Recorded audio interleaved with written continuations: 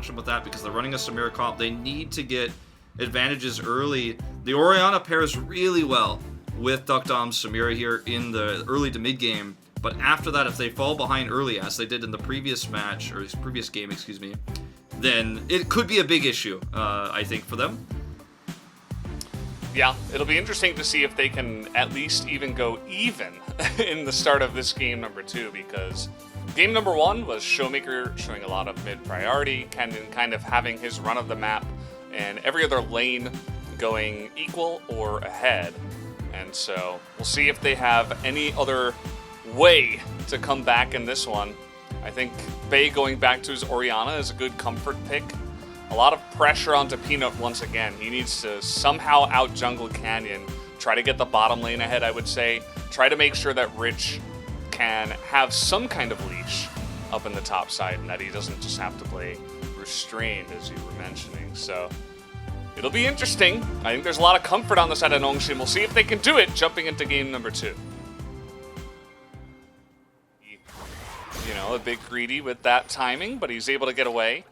And should be okay as he does. Oh, level 6 hit here by Showmaker. Bay might be in some trouble as there's the ultimate comes out. First blood as Showmaker able to go for the perfect timing on the trade. Easily helps over the wall. He is going to be chased as Canyon in a position here to try to zone away Bay, who's just going to shockwave himself. But here comes the stun. So close to hitting, doesn't matter. Canyon able to 100-0 him himself. There's the gameplay button. Rich helping out a lot here, actually, as Canyon is in some trouble as that ignite ticking. Still shooting him down. Showmaker probably going to get that kill up on the top side. Still on the chase, but the Nidalee pretty fast to get away and has dodged a lot of these orbs. As okay, able to line that one up. Still not enough damage. Showmaker has built mainly for survivability on his items earlier, from what I could tell. Had Merc Treads and a down, but because Canyon was in the right place at the right time, his presence makes that trade much more difficult for the side of Nongshim to actually commit to, as even more gold going to be shoveled. Yeah, so their Kaisa doesn't just outscale him. And I don't know what happens if they lose the straight fight handily, as Rich is actually in trouble now. Yeah, he's going to have to ult here. He is down a level, but with the Dominus is making this trade pretty interesting. Another stun into the wall, and Rich decides that, okay, I've had enough of this one. Kind of back. That Nara's really forced. Hold that thought. Well, Duck Dom in a lot of trouble here. Does have his flash heal. Is able to hit that S rank, but nearly chipped down. Actually, the range minions getting in there, and Canyon able to pick up that kill in the end. Man, this is a disaster. Yeah. The rest of them come in. I mean, this is double teleport used by the side of Nongshim, and DK are just like, yep, well, we'll just get over the wall. And the Happy Bee from Ghost in sad contrast to Rich's Sad Bee, who flashes and he gets Happy Beat again. Nearly chipped away as he goes back. He's just pushing up here for free. He's going to grab some Krugs. I mean, why not? And yeah, okay. The pressure. Try me. Let's see. All right, well, he's just going to hop away and doesn't actually go for the flash until now. It's almost like he's even baiting them. Nongshim try to prevent the top turret from going down. They do because the minion wave is not here, but when the minion wave arrives, what are you going to do? Rich, this is not the trade he wants in the mid lane. Uh-oh, Canyon takes a lot of damage. Actually, finally, Peanut gets his revenge and will actually be able to flash away and survive. Props to Peanut, showing, hey, you know, you can actually get something done in this crazy game. They're down 7,000 gold at 22 minutes, but still, they're going in on this one.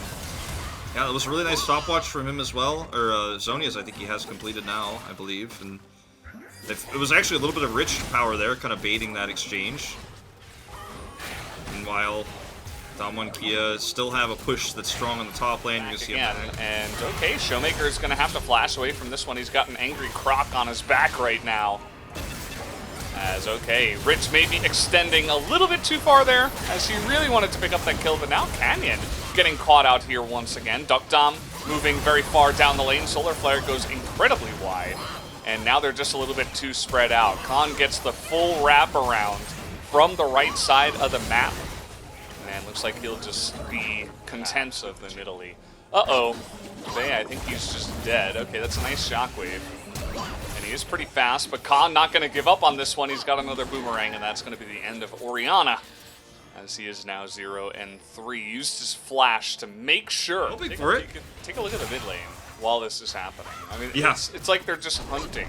They're just trying desperately to find some pick while their base is dead. I mean, they're both inhibitors are going to go down, as now they desperately try to back to get into the fight, but it's too little too late. Stalman 13,000 gold up, and now a couple of inhibitors will be looking to end this game soon, you'd imagine. You do anything against me? I am the jungle!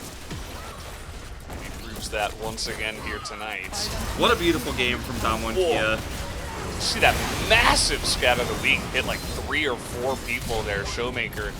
Also not one to be outdone, as in they go Ghost.